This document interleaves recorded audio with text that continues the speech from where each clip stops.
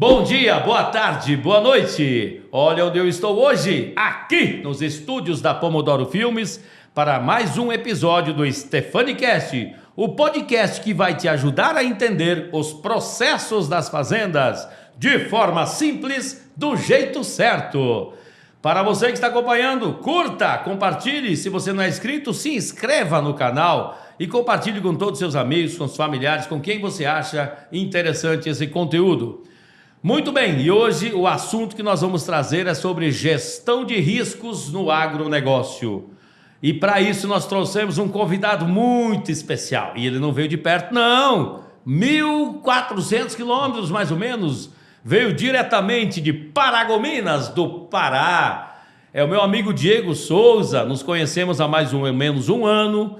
E eu te agradeço demais ter vindo aqui para falar sobre esse assunto que é tão importante, né? E que a gente vai trazer muitas informações importantes para os produtores, para os coordenadores, para os operadores, para todo mundo da fazenda.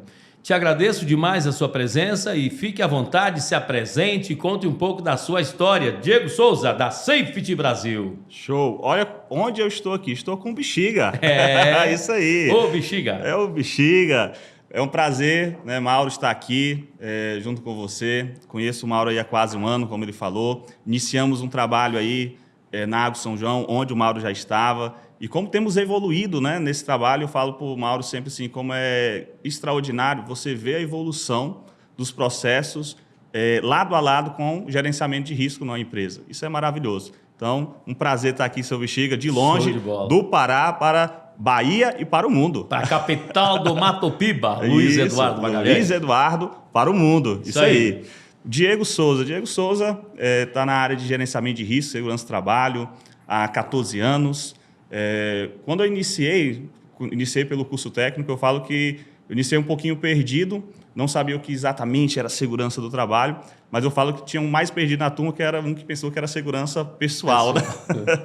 Mas eu me apaixonei por essa área, e é uma área que eu amo, é maravilhoso você atuar na área que você ama.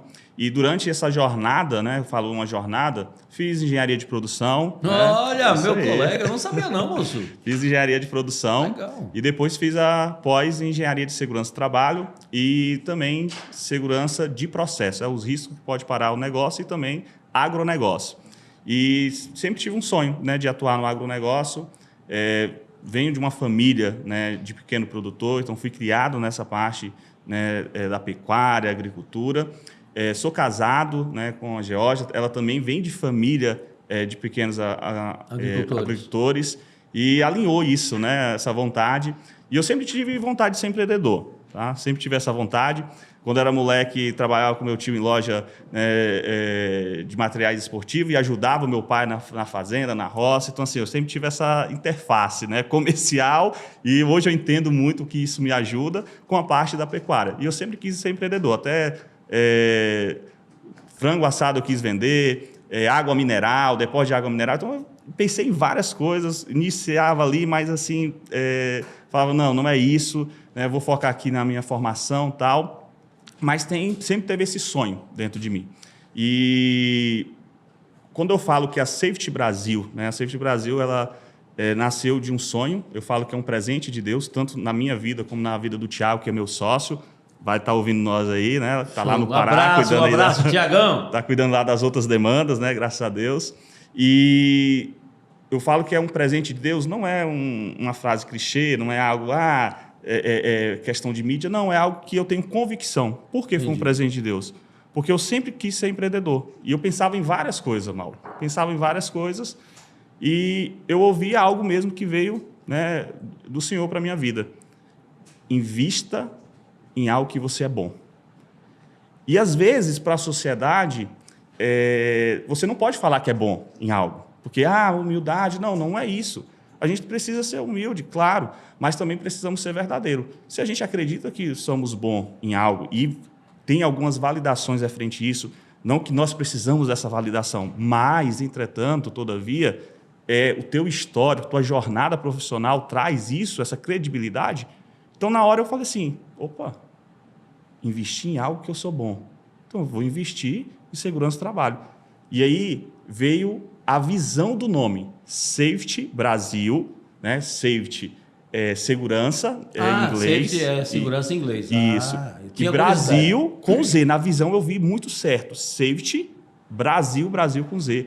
Porque significa aí uma das visão, né, missão da Safety, né, se tornar aí uma maior consultoria em gestão de risco na América Latina. Opa! Né? E veio com essa visão. E quando eu fui falar com o Thiago é um amigo há muitos anos, ele perguntou para mim, você quer um sócio? Eu olhei para ele e falei, quero.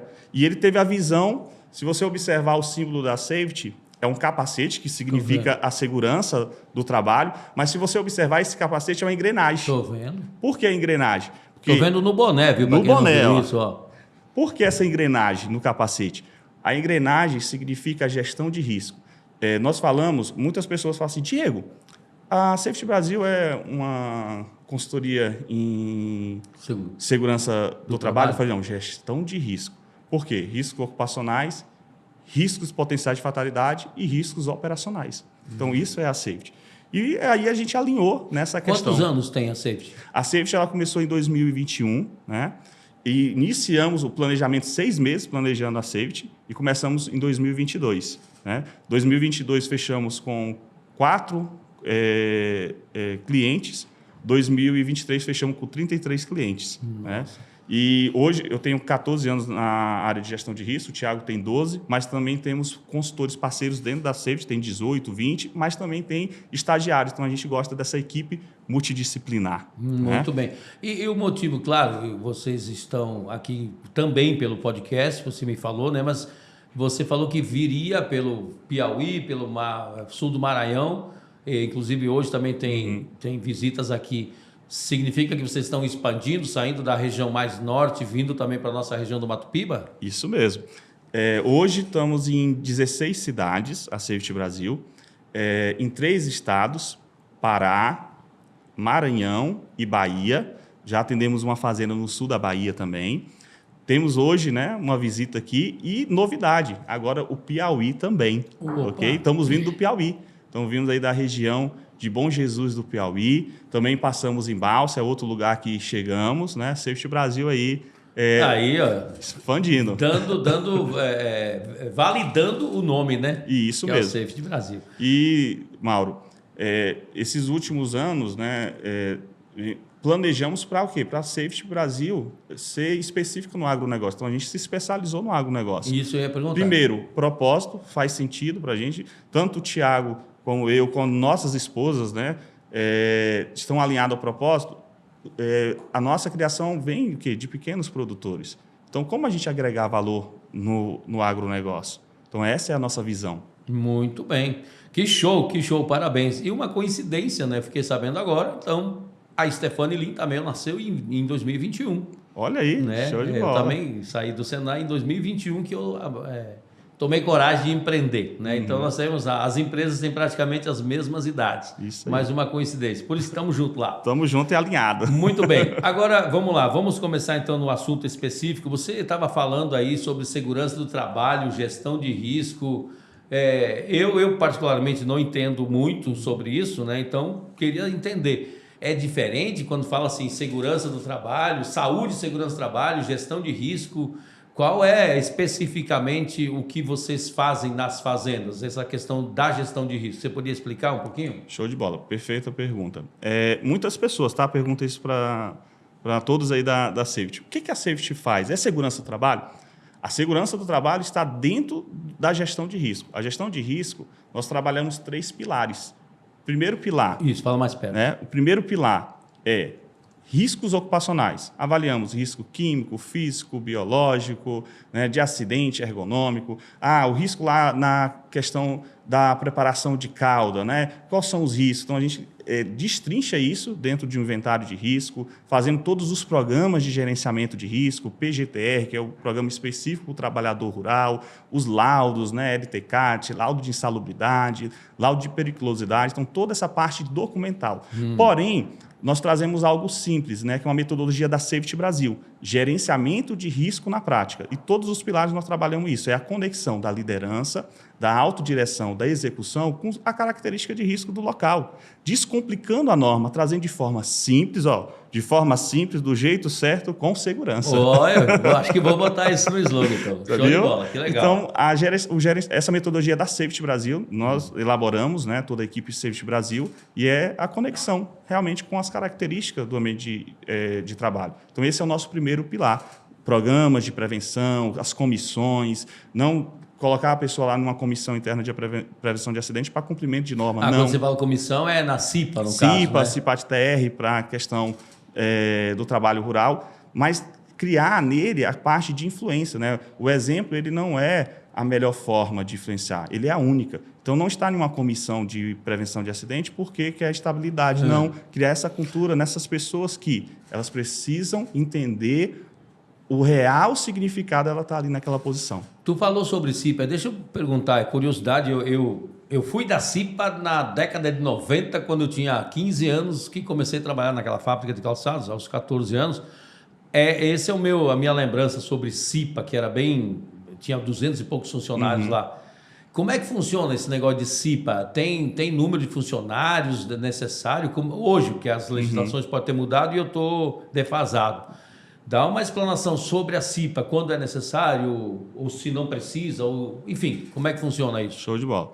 A Comissão Interna de Prevenção de Acidentes, né, a CIPA, ela é montada, né, ela é comissionada, né, a partir do grau de risco que a empresa está inserido. Não tem a ver com o número de funcionários? Isso? Primeiro é o grau de risco versus o número de funcionário. Então, eu vou pelo KENAI da empresa, ver qual é a classificação daquela empresa. Desculpa, fazenda. Fazenda praticamente é o mesmo KENAI, não? Isso, fazenda, grau de risco 3. Né, Pronto, praticamente. então vamos falar sobre a fazenda em si. Na fazenda, grau de risco 3, vai depender de quantos funcionários ela tem, né, para montar a Comissão Interna de Prevenção de Acidente no trabalho rural, que a gente chama de CIPA-TR. Tá? Então, a gente avalia quantos funcionários tem naquele CNPJ, naquele EPF, né? Sim, naquele CPF, porque tem muitas fazendas, tem 70 funcionários, mas tem 4 CPF de registro. Isso. Qual é o número máximo de um CPF para poder não ter CIPA? Enfim. Para as fazendas, né, com grau de risco 3, né, que principalmente é grau de risco 3, são 20 funcionários, a partir de 20 funcionários. Né? Um funcionário indicado pela empresa e outro eleito, tá? Pelos trabalhadores. Então, essa é Uma comissão são 2 pessoas só? A partir de 2 pessoas. Tá? Mas aí um ponto interessante, Mauro, nós estamos falando da CIPA-TR, né? Sim. Comissão Interna de Prevenção de Acidentes no Trabalho Rural. Tá. Eu tenho a CIPA, também tem outras áreas específicas, por exemplo, mineração, construção civil. Mas na CIPA-TR, como nas outras também, mesmo eu não tendo o número de funcionários a partir de 20 funcionários, é importante eu ter um designado, ok? Esse designado, a empresa indica um funcionário para ser o designado, ou seja, ele vai ser um facilitador, um influenciador de segurança do trabalho na propriedade.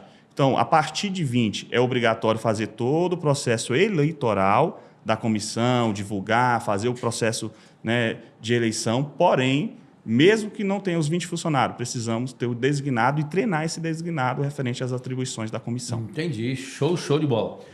Me diz uma coisa, por que você acha, né, e assim, por que vocês atuam nisso aí, e qual a importância para o produtor rural, né, implementar essas medidas de gestão de risco?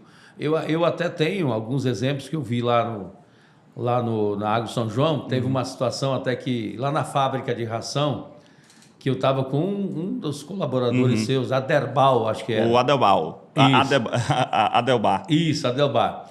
E a gente estava adentrando na fábrica de ração, eu estava explicando para ele, aqui é a fábrica, não sei o quê. Aí ele parou assim na entrada, e eu lembro que tinha o portão, e ele estava tipo numa valazinha assim, né? O portão ficava mais abaixo do que o piso normal. Quando o portão estava fechado, beleza, ninguém passava aí. Mas com o portão aberto, aí diz, olha aqui um risco. Eu estava lá quase, 6 meses trabalhando lá na Agro São João, e eu nunca tinha enxergado aquilo como um risco. Aí diz, moço, se um cara tiver com um saco de ração aqui e pisar aqui, ele vai quebrar o pé, né? Então, eu percebi, a partir daquele, nunca mais na minha vida vou esquecer, algo que aconteceu, eu aprendi a enxergar os riscos, né? Mas eu queria saber, então, o que, que os produtores ganham, né? Por que, que eles precisam implementar essa gestão de risco? Tu poderia falar um pouco mais sobre isso? Show de bola, Mauro. E assim, esse exemplo que você citou chama o gerenciamento de risco na prática, trazendo para o produtor, para todos os envolvidos ali, que os riscos estão ali, todo o ambiente tem um risco que precisa ser identificado, reconhecido, ter medida de controle. Né? Trazer essa parte da percepção. Nós iniciamos, né, eu falei sobre o primeiro pilar, que são os riscos, né, ocupacionais, dentro dele a gente destrincha isso. E qual é a importância? Principal não é só a parte do requisito legal. Por que não é só a parte do requisito legal? Porque eu preciso mostrar para o produtor, para o dono da empresa, para o produtor, né, na fazenda, para o proprietário, que segurança, que o gerenciamento de risco ele agrega valor, que ele traz benefícios, menos falta, mais qualidade de vida, menos tempo aquele funcionário que se acidenta, se afasta. Então, isso traz todos os benefícios. Mas, primeiro, eu preciso entender que o gerenciamento de risco, ele, primeiro, é esse pilar, né? A parte legal, todo o gerenciamento, e na Safety a gente trabalha o segundo pilar. O que é o segundo pilar? Riscos potenciais de fatalidade. Todo produtor rural precisa conhecer quais os riscos que podem levar a uma fatalidade para o seu ambiente de trabalho. Então, o principal benefício, estou trabalhando com vidas.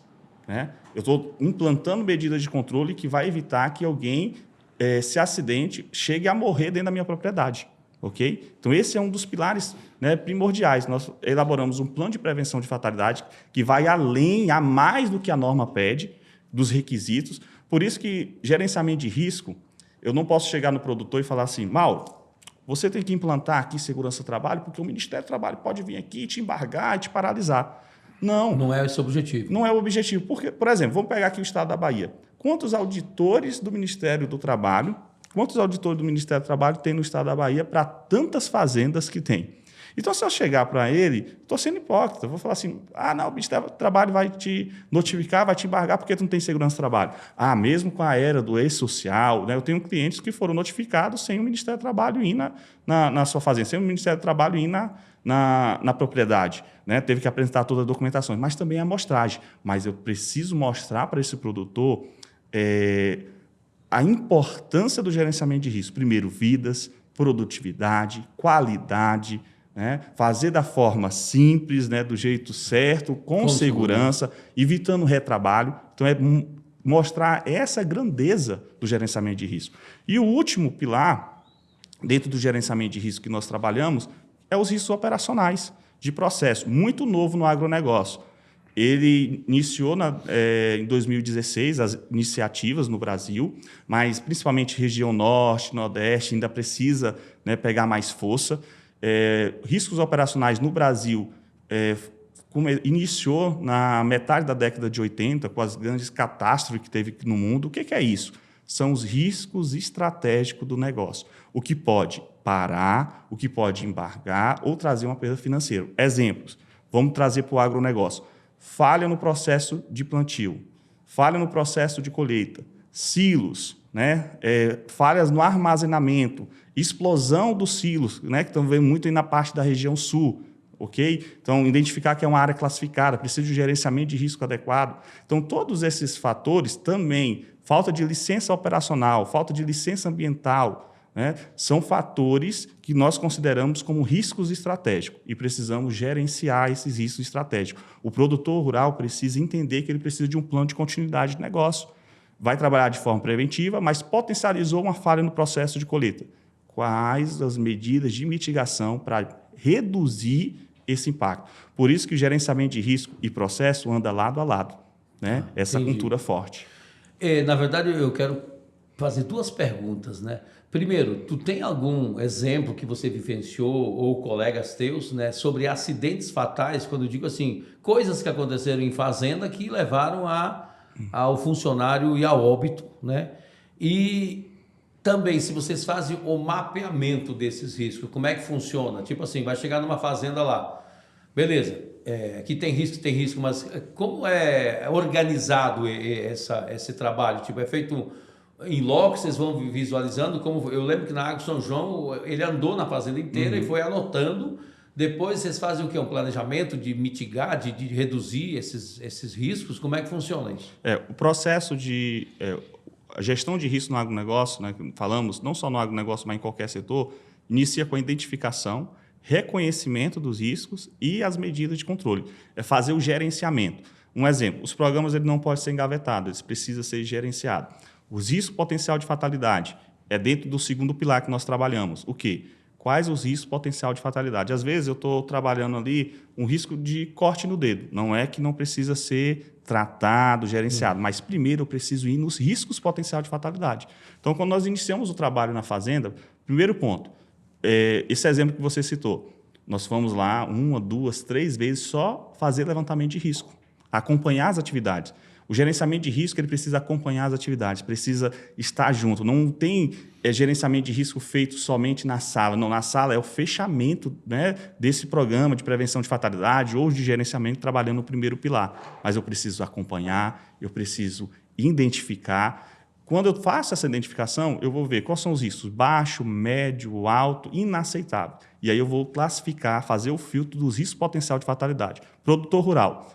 É algo assim que chama muito a nossa atenção. Já presenciei, né? A gente trabalha na forma de prevenção, mas infelizmente a profissão, né, traz isso. Alguns exemplos.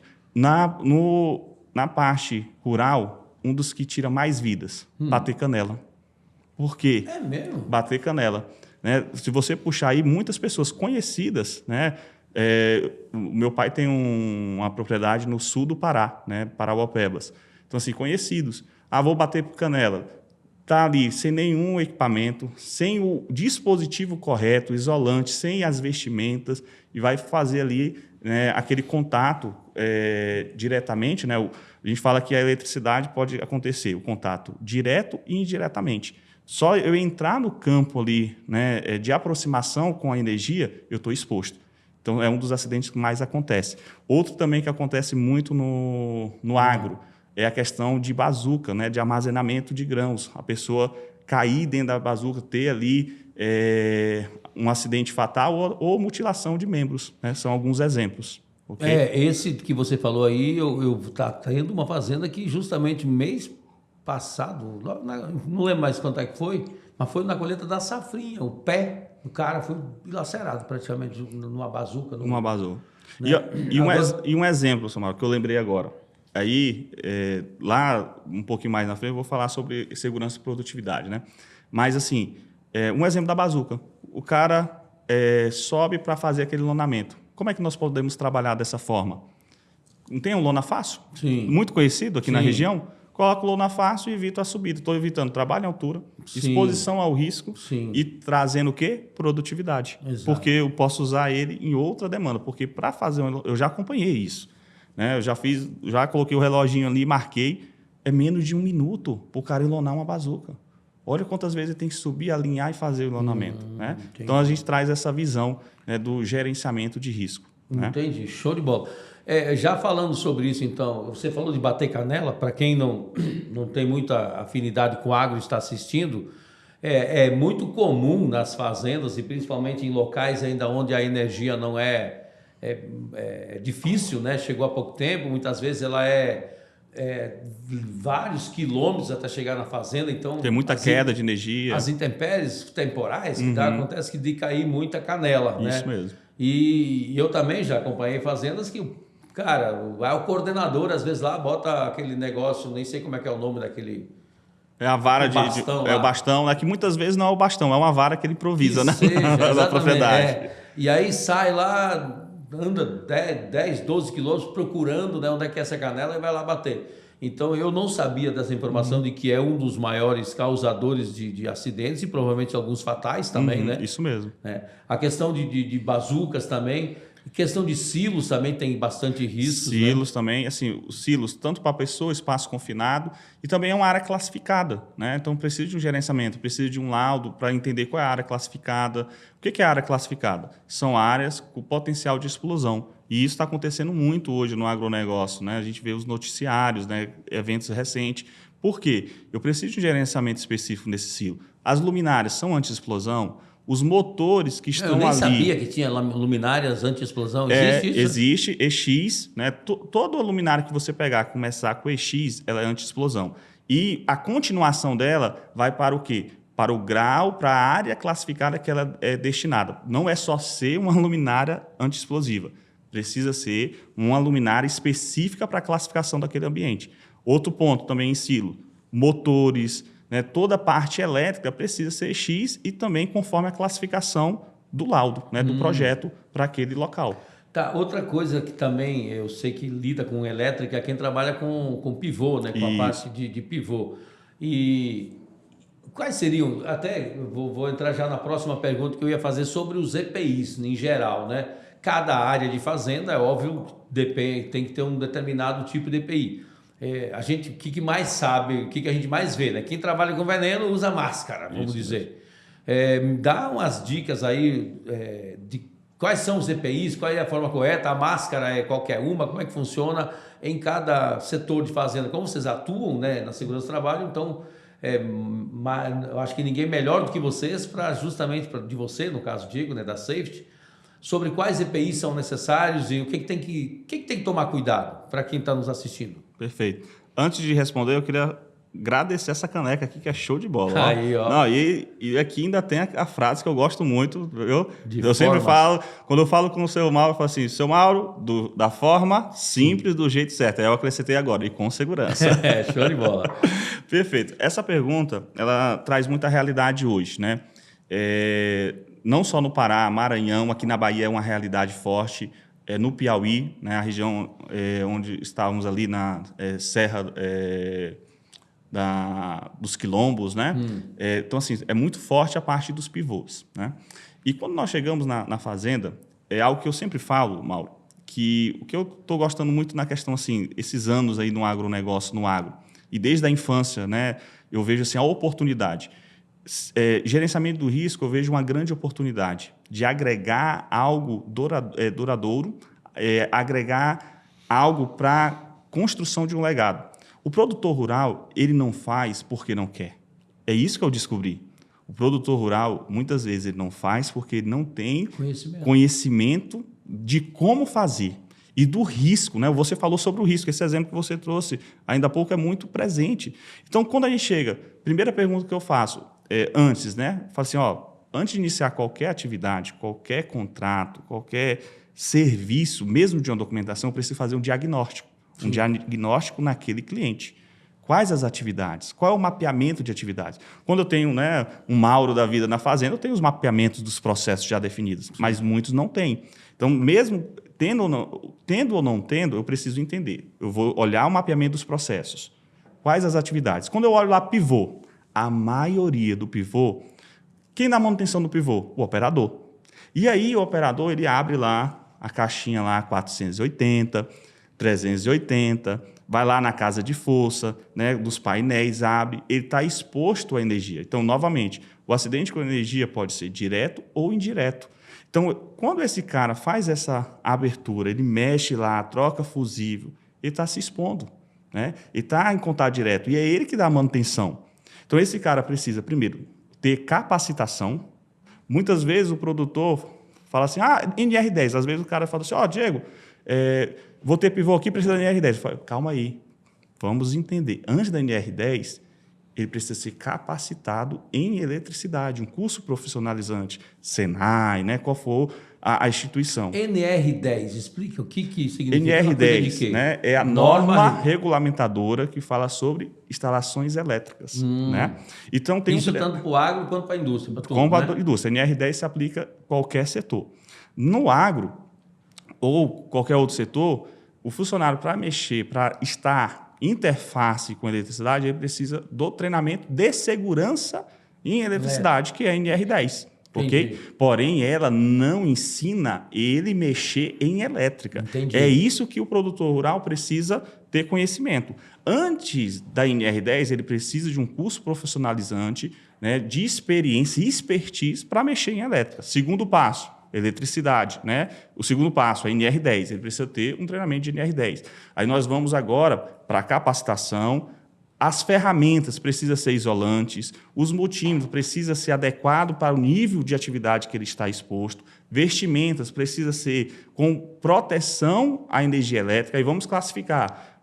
Se é lá 480, então qual é a vestimenta? Uma classe 2, né? Qual é a classe daquela vestimenta? Tanto a camisa como a calça, a bota, tem uma proteção de corrente elétrica aí, de um padrão de 500 volts que a maioria, né, fornece. Quando tu fala dessa roupa aí, ela também evita choque, Ela tem, né, uma proteção, né, em calorias de resistência àquela classificação que ela foi determinada. Por exemplo, classe 2, ela tem lá a resistência, 10 calorias por centímetro quadrado, né? Então, ela tem uma resistência, ok? Agora, por exemplo, eu tenho atividades que o cara está dentro da subestação, ele faz lá a manobra de gavetas, aí já é uma roupa classe 4, com uma proteção maior, entendi. Vestimenta, protetor. Na realidade do pivô, na maioria das vezes, uma classe 2, com proteção, né, para os pés, que é a bota, luva isolante, tá? Conforme a classe que ele está exposto, uma luva cobertura, né? Por que essa luva de cobertura? Essa luva de cobertura, se essa luva isolante ela furar, né, estou mexendo ali, ela fura, pode o quê? Ter contato de energia. Sim. Então, a luva de cobertura é para proteger ela. A questão de óculos, então, assim, são todos os EPIs. E na atividade pivô, que é muito comum, o cara muitas vezes se molha, né? Sim. Então, por isso, olha só, o cara abre o painel molhado. Então, nós trazemos todos esses procedimentos, o que não fazer, da forma que fazer. Então, assim, é muito presente, mas muitos ainda não acordaram para o risco que é a operação e manutenção de pivôs. Okay? É um risco potencial de fatalidade. Todas as fazendas que trabalhamos identificamos como um risco potencial de fatalidade. E precisa dos treinamentos específicos e, principalmente, de vestimentas. E essa roupa, ela não pode ser lavada com sabão em pó, com produtos químicos, ela precisa ter uma lavagem especial, precisa ser acompanhada. São alguns cuidados dentro desse gerenciamento, né? Dentro desse gerenciamento de risco que fazemos. Tá, e esse treinamento são vocês que dão mesmo? Isso mesmo. Na nossa equipe hoje, né, a Safety Brasil, ela conta com mais de 10 profissionais, né? Temos os consultores fixos, temos o SESM de terceira idade, tem algumas empresas que nós colocamos os técnicos dentro da empresa, né, fazem toda a gestão, é um dos trabalhos que temos, um dos produtos, e temos os consultores parceiros. Por exemplo, o exemplo que você citou, o Adelbar. O Adelbar tem 18 anos na área de segurança do trabalho e é nosso engenheiro elétrico. Então, toda a parte elétrica, ele que faz todo o acompanhamento. Eu, como engenheiro de segurança, junto com ele, engenheiro elétrico, a gente define qual é o cálculo para cada vestimenta necessário conforme os riscos do cliente. Tá, e a gente falou mais agora sobre o pivô, né? E na área de caudas, né? Pista de avião, quem trabalha com pulverizador, todo mundo eu sei que usa máscara, mas tem alguma máscara específica? Como é que funciona nesse caso aí para proteção?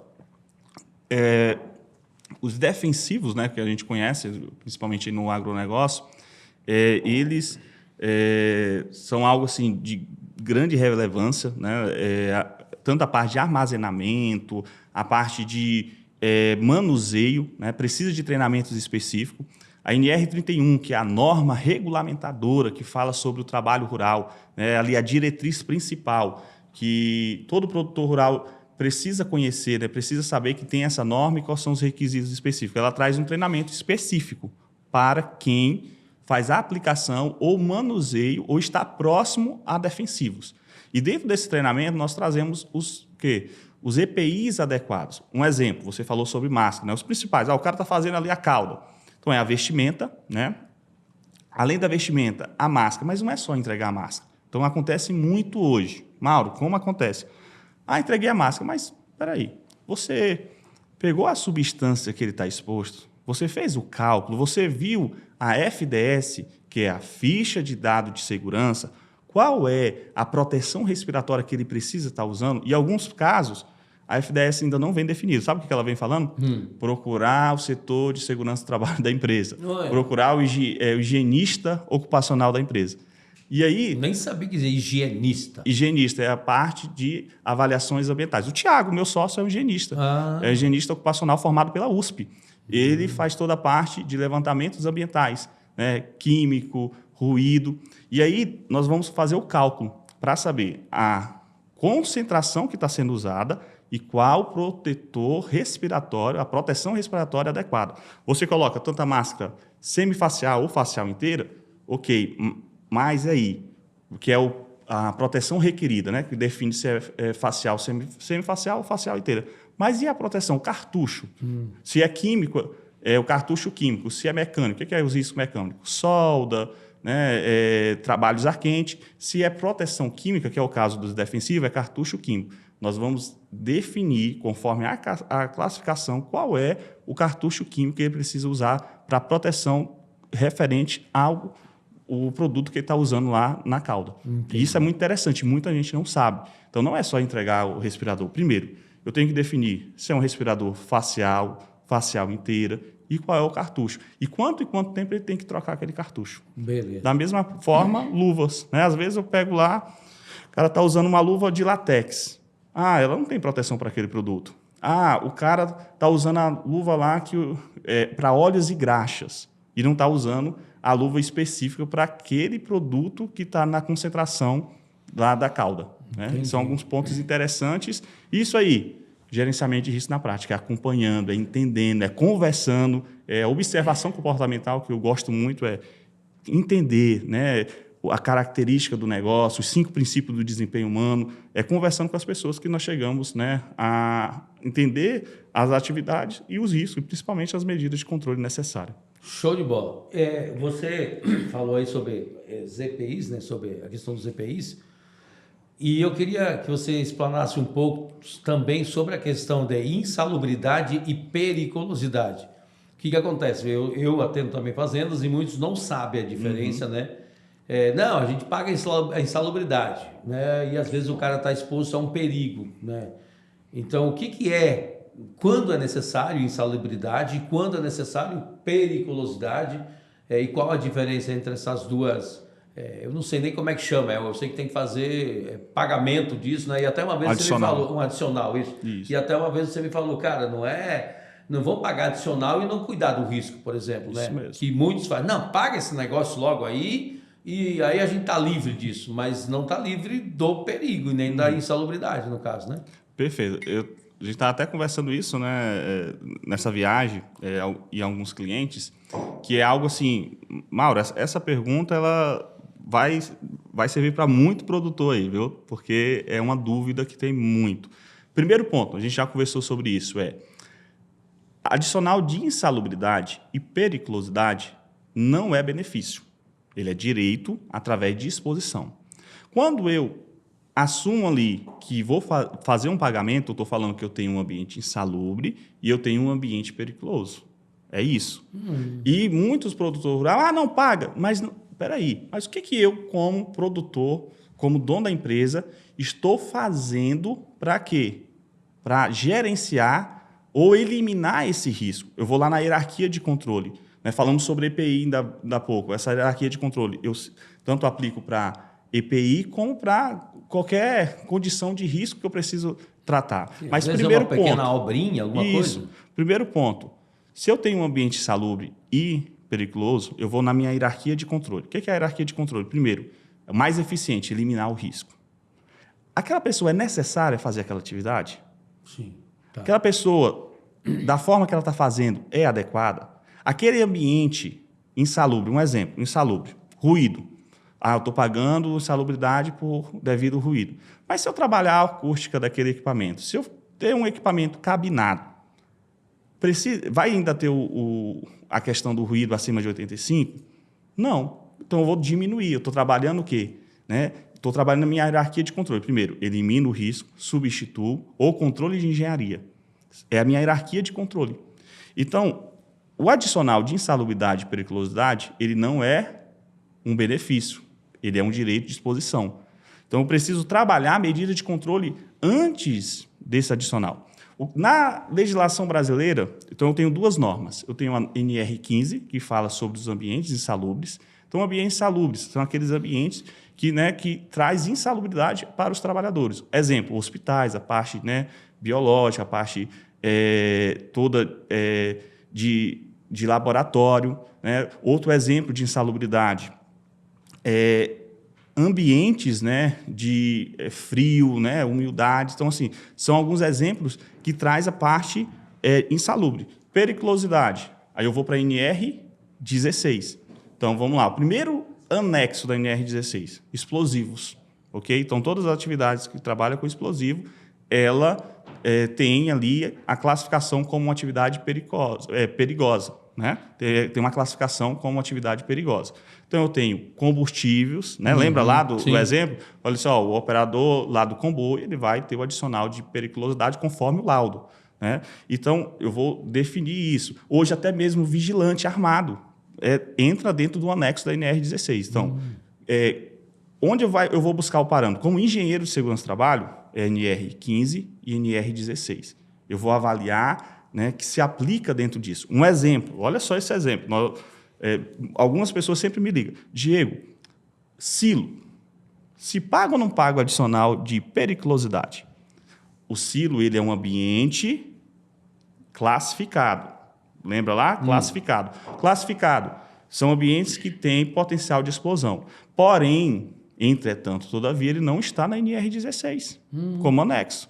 E muitos engenheiros colocam lá o pagamento de periculosidade em silo. Muitas empresas pagam. Sim. Mas, espera aí, por que eu pago? Ele não é um anexo da NR16.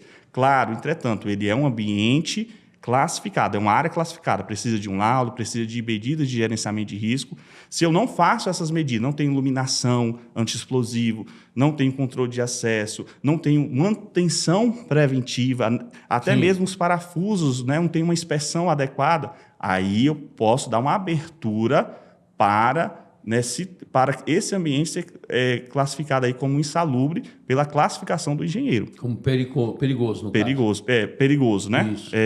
Um ambiente perigoso. Né? Então, eu dou abertura para ser classificado como um ambiente perigoso. Então, o ideal seria que a gente evite ser classificado como perigoso. Né? Isso mesmo. E é nesse caso que vocês fazem essa gestão de risco, é ver quais são os riscos, eliminar,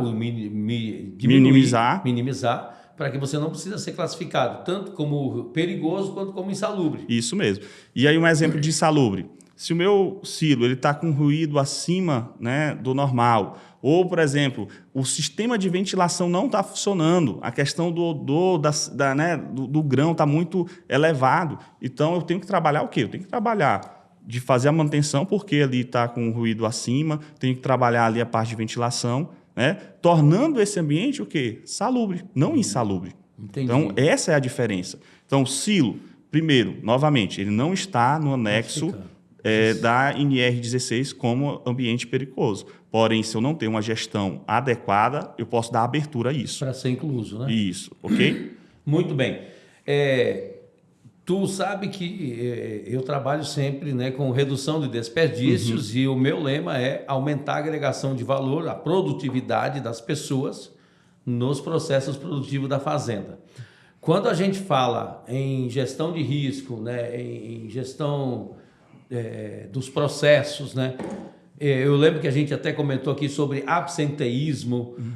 Vamos resumir, né? O que a fazenda ganha em agregação de valor quando a gente gerencia os riscos, os potenciais riscos, né?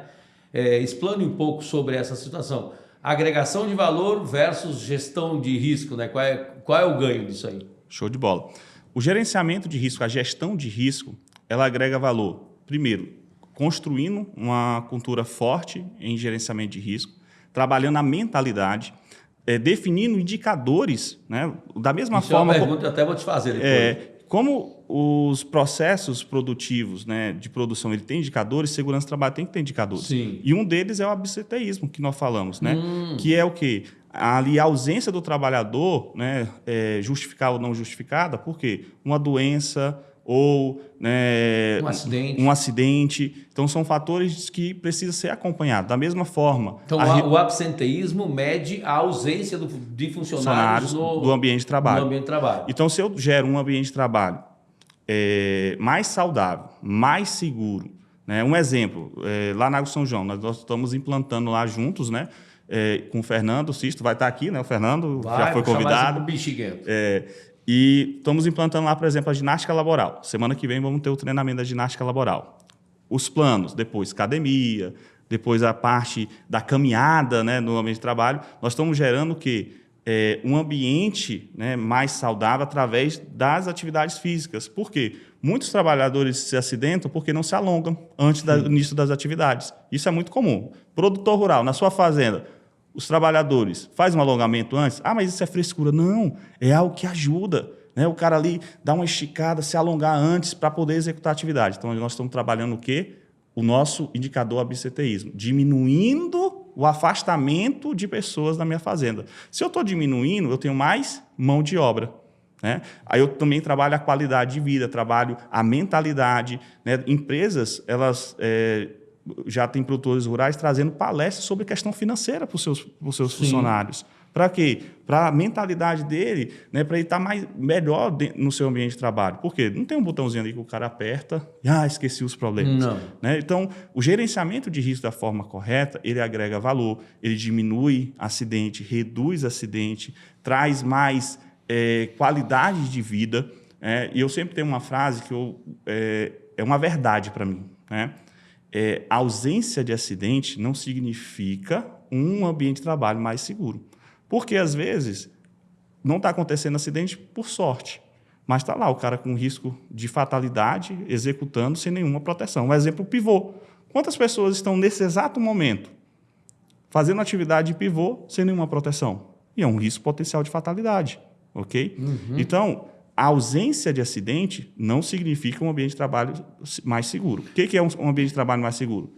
Um ambiente que tem um gerenciamento de risco alinhado ao processo produtivo, medidas de controle monitoradas, avaliados os fatores de degradação. Por quê? O que é esse fator de degradação? Eu implantei uma medida de controle, mas ao longo do tempo, ela vai se degradando. E eu preciso acompanhar para o quê? Para ver as medidas, as melhorias no meu ambiente de trabalho. Moço, agora tu me chamou a atenção numa situação que é comum desde que eu era das indústrias, né? Aquelas placas, né? Estamos há X dias sem acidentes de trabalho. Aí o povo às vezes se orgulha, né? E tu falou agora há pouco, então isso me chamou a atenção. Mas essa placa então está correta? Ou quais seriam outros? Você falou que o absenteísmo é um dos problemas. O cara não pode não ter tido acidente, mas o cara faltou por problemas, sei lá, de distensão por não ter feito ginástica laboral. É um exemplo aqui. Uhum. E eu sei que a maioria... E é muito comum. E a maioria dos produtores vão dizer que isso é frescura. E tu sabe como é que funciona isso, né? Tá, mas então o que a gente deveria... Me parece que não está 100%... Tipo, essa notícia não me diz muita coisa. Estamos tantos dias sem acidentes. Mas pode ter tido outras coisas. Então, o que se sugere? Que a gente teria outra placa, sei lá? Alguma coisa para fazer? Olha lá, essa pergunta ela é polêmica. Primeiro, Diego, eu não sou contra a placa lá de quantos dias sem acidente. Tá. Mas eu vou me posicionar porque eu não gosto dela. Tá? Entendi. Muitas vezes, tá lá... tantos dias sem acidente. Quando eu vou na empresa, eu vou olhar, o cara está executando atividade no pivô, sem proteção, sem treinamento, sem capacitação, meio, né? Sem a capacitação correta, sem as vestimentas de elétrica, pivô, eletricidade, batendo lá a canela, subindo lá, mexendo em eletricidade sem nenhum conhecimento, abrindo lá os painéis do silo, mexendo, trocando fusível, trocando lá, mexendo na parte elétrica, sem nenhum conhecimento. Tem conhecimento, mas não tem proteção, um exemplo. Então, está lá a placa linda. Quantos dias sem acidente? Sim. Mas não traz a realidade do gerenciamento de risco, porque tem vários riscos potenciais de fatalidade acontecendo naquele momento, então aquele resultado é sorte. Tá, e que placa tu colocaria, então? Qual é a placa, né? Nós estamos implantando. Vou te provocar, já que você falou que aquela não é a correta. Bora dar uma dica aí. É até a placa que nós estamos instalando lá na Água São João. Oxe, eu nem estava sabendo. É a placa preventiva. O que é a placa preventiva? Quantos riscos identificados no mês, quantos riscos tratados. Quantas melhorias aplicadas, aí entra muito trabalho, né, que você está fazendo junto com o nosso. Quantas melhorias feitas e quantas melhorias terminadas, quantas melhorias iniciadas e quantas melhorias concluídas. Mas isso então é mensal, essa placa? Mensal. Todo mês eu vou lá atualizar. Então, entendi. Nós chamamos de placa preventiva. Por quê? Aí eu, novamente, a frase que eu falei... Mas a outra placa de acidente continua? Não. Por que nós tiramos ela? Porque a ausência de acidente não significa um ambiente de trabalho mais seguro. Entendi. Mas um gerenciamento de risco adequado, uma base forte, medidas preventivas. Então, quando eu crio essa cultura na liderança, na execução, de identificar risco, mas tratar, de implantar melhorias, iniciar, mas finalizar. Eu estou buscando um ambiente de trabalho mais seguro. Entendi. Isso é a placa preventiva. É a placa que nós estamos Implementando lá. implementando. Eu Já tem lugares implementados. Mês que vem eu tô lá, então eu já Isso vou ver mesmo. essa placa lá? Já vai ver a placa. Show. Né? Chama placa preventiva. Placa preventiva. Teve uma outra coisa que eu me lembrei agora também, que era importante a gente falar. Eu lembro que um dos principais objetivos do Lean é a redução de desperdício. Um dos desperdícios, e talvez o que mais incomoda todo mundo, é o retrabalho, né? Quando a gente... Aí eu dou um exemplo prático também, que a gente executou em parceria lá. Nós fomos construir um lava-jato. Um lava-jato não, como é que chama? Lavador. Um lavador de máquinas, caminhões, enfim. E equipamentos. Né? E equipamentos. Aí o que aconteceu? Eu tinha feito o projetinho, mais ou menos o tamanho, tirado as medidas, né? E aí eu perguntei para vocês lá da Safety, nós temos um grupo lá, mandei no grupo, vem cá, quais são as regras, o que é que tem que seguir aqui para que a gente faça esse negócio certo, para depois não ter que refazer, né? Assim como outras obras, a casinha do caminhoneiro, várias situações. Tu acha que, assim, como a gente fez lá, isso é relevante, faz muito sentido para você, a gente analisar esses riscos antes de fazer a construção, que tu sabe que em fazendas a maioria, o projeto é um papelzinho, às vezes até num papelão mesmo, numa caixa, faz o projetinho aqui, entrega para o pedreiro e o pedreiro vai lá executar. Isso é bem comum, né? E aí quando vai ver, eita, tinha que ter feito uma porta aqui porque na norma está dizendo que tem que ter isso, não sei o quê.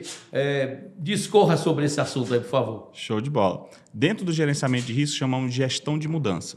Todas as vezes que eu vou fazer um novo projeto ou alteração de um projeto, preciso fazer uma gestão de mudança, uma avaliação de risco. Então, o que nós fazemos lá, e eu cito isso como exemplo, tá, Mauro? Como está bacana essa interface. Sempre quando eu vou ter uma mudança, uma construção na Água São João, nós fazemos a gestão de mudança, a avaliação de risco. Então, vamos lá. Antes de construir o lavador, o que nós fizemos juntos? A avaliação de risco. Quais são os riscos? O que eu preciso implementar antes de implantar aqui essa mudança? Esse projeto atende? Não, esse projeto aqui precisa de uma contenção, precisa da caixa separadora de óleo e graxa, precisa de uma LO, da licença de operação, vamos buscar essa licença de operação. Então, é toda essa avaliação antes. Por quê? Depois que está implantado, você voltar... É retrabalho. Né? Então, são alguns exemplos bacanas. O comboio, né? O comboio também...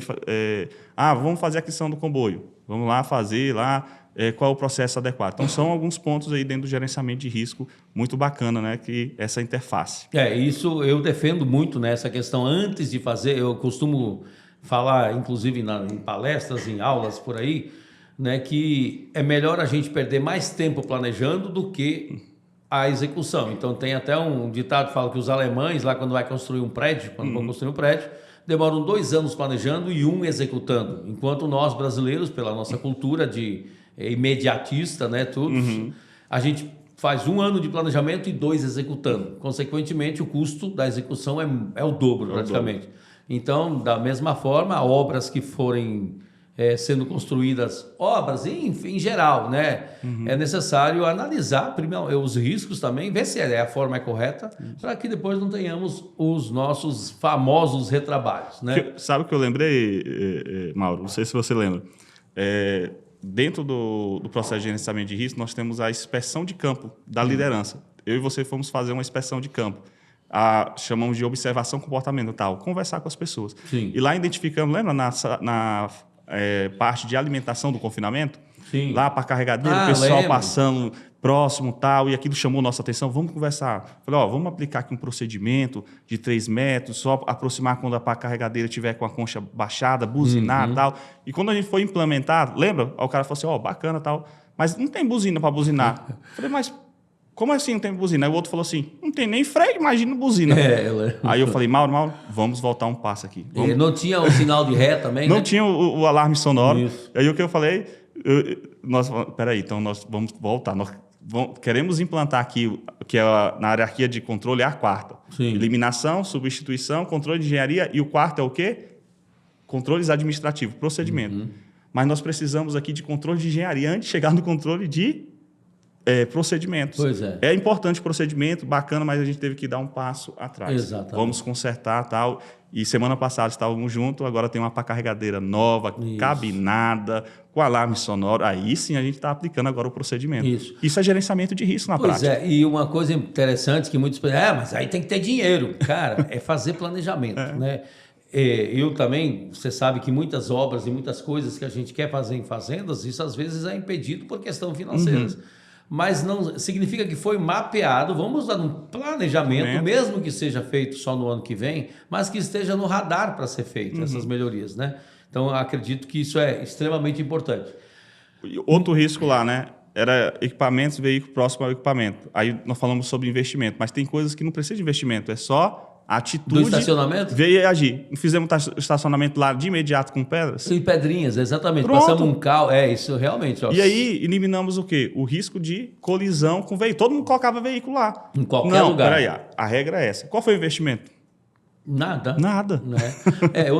Uma coisa importantíssima que a gente acabou passando batido aqui, né, que a gente trabalha muito dentro do Lean Manufacturing, da produção enxuta, a questão da ferramenta 5S, né?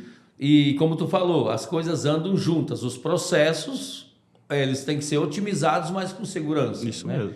Então, quando a gente trabalha com a ferramenta 5S, esse estacionamento me chamou, é o que eu me lembrei agora, é um lugar para cada coisa e cada coisa no seu lugar. Isso é o segundo S. Né? É isso, dos 5S, o segundo S é a questão de ter um lugar para cada coisa ordenadamente. Então, o fato da gente ter criado um estacionamento, todo mundo coloca os carros naquele lugar, porque lá é o lugar dos carros. Isso evita riscos de acidente. Assim como em todas as outras, na questão de manutenção, nas oficinas, né? Porque o pessoal vê, isso é frescura, não sei o quê. Muitas vezes está pegando um negócio no alto lá que não está organizado, daqui a pouco cai uma ferramenta na cabeça, né? Porque não está organizado. Então, é importante que os processos, né, andem sempre organizados e levando em consideração sempre a segurança. Eu sempre falo que o programa 5S ele é um dos grandes aliados do gerenciamento de risco, tanto de prevenção como criação, construção de uma cultura forte em disciplina, em todos os sensos que ele trabalha. Show de bola. Muito bem, então, do assunto em si a gente já está encerrando, tem muito mais, a gente teria assunto aqui para levar a tarde inteira, sinceramente, a gente fez até umas perguntas aí, saiu tudo do script, não teve nada a ver, né? Mas foi ótimo. E aqui também no StefaniCast eu também sempre gostaria e gosto de saber de alguma situação inusitada, alguma coisa que aconteceu tanto na sua vida profissional quanto na sua vida pessoal que chamou atenção, pode ser engraçada, perigosa, algo que, tipo assim, te chamou atenção, você nunca mais vai esquecer na sua vida. Você tem alguma coisa nesse sentido? Rapaz, Mauro, tem bastante, nesses 14 anos aí na área de gerenciamento de risco. Mas eu vou contar uma recente, desse ano. Eu sou casado, né, com a Georgia.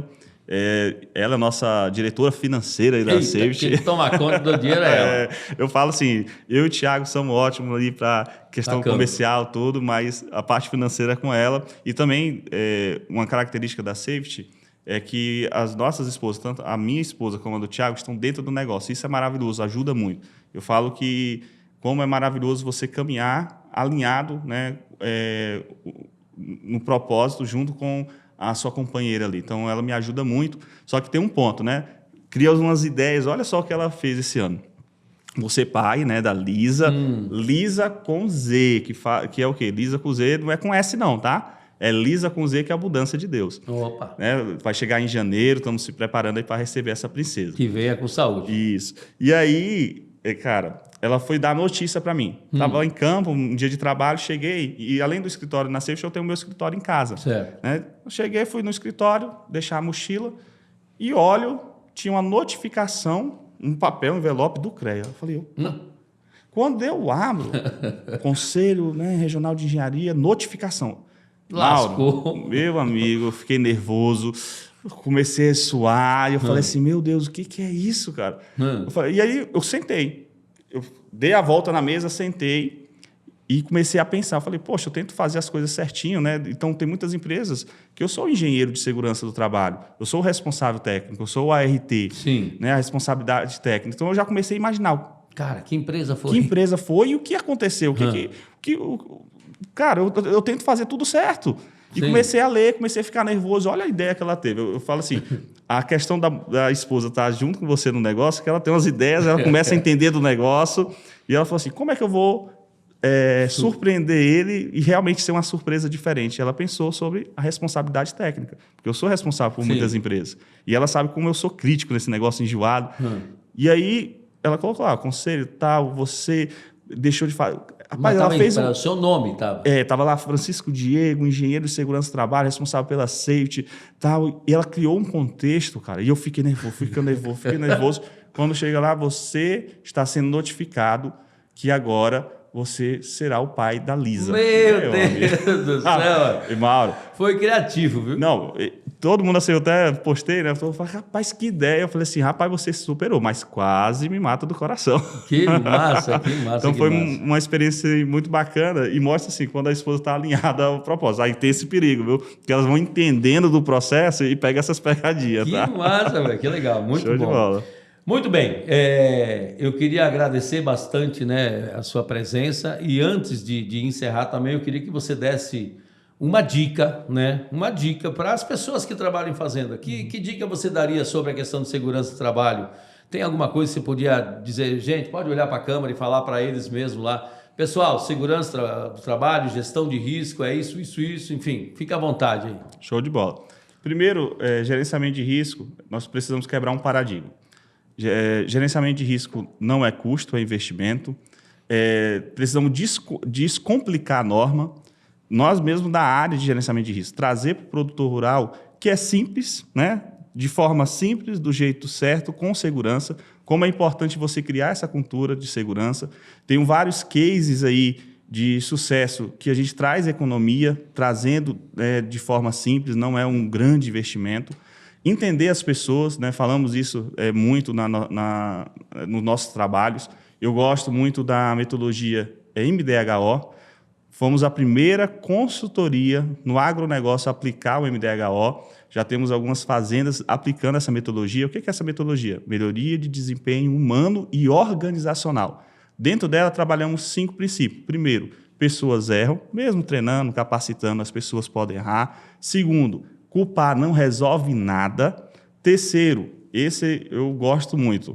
O contexto dirige o comportamento. Eu entender o contexto que aquele funcionário está inserido, a criação dele. Às vezes eu estou falando ali sobre segurança, mas ele não tem ainda uma cultura de segurança, ele nunca ouviu falar sobre segurança, então eu preciso entender o contexto onde ele está inserido. O quarto, a aprendizagem é vital. Então, eu preciso trazer essa aprendizagem, esses exemplos que a gente deu aqui, valiosos. Então, isso no ambiente de trabalho ajuda muito. E o último, que é primordial, a resposta do líder importa, é primordial. Como o líder está fazendo essa abrangência do gerenciamento de risco. Ele acredita, ele é o exemplo não é a melhor forma de influenciar, ele é a única.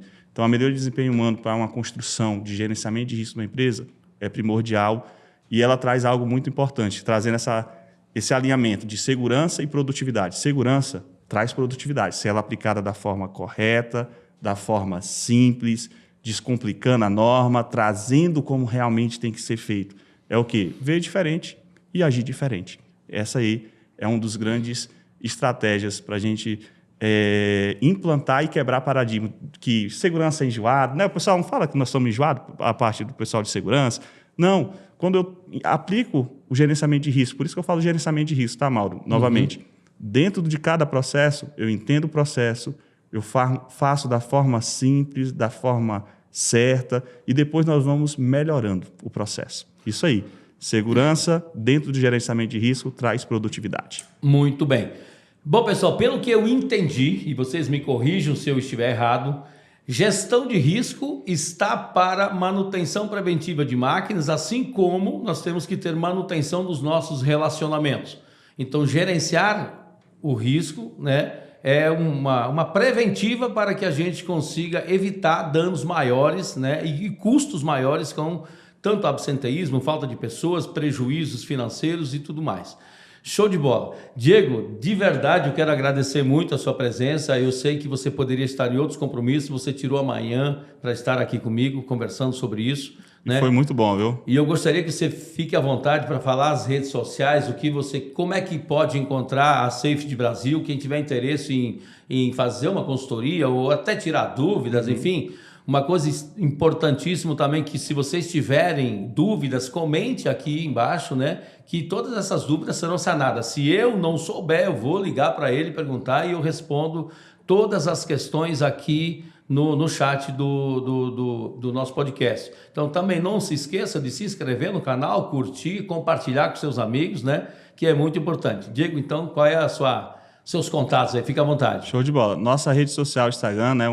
É bem atuante, então Safety Brasil, Safety, né, com Y no final e Brasil com Z, tá? Safety Brasil oficial é o nosso Instagram. Também temos o LinkedIn, bastante atuante, nosso site, né, e temos aí, né, dentro dessas redes sociais todos os contatos que vocês precisar. Temos também, né, canais referente à segurança no agronegócio, então fique à vontade, qualquer dúvida pode nos procurar. Safety Brasil aí tem uma visão de se tornar a melhor consultoria em gestão de risco da América Latina. Muito bom. Vamos juntos? Show de bola. Bom, e para encerrar, então, nós sempre temos uma frase, né, que eu gostaria que você fizesse comigo. O nosso encerramento é, então, e aí, vamos agregar?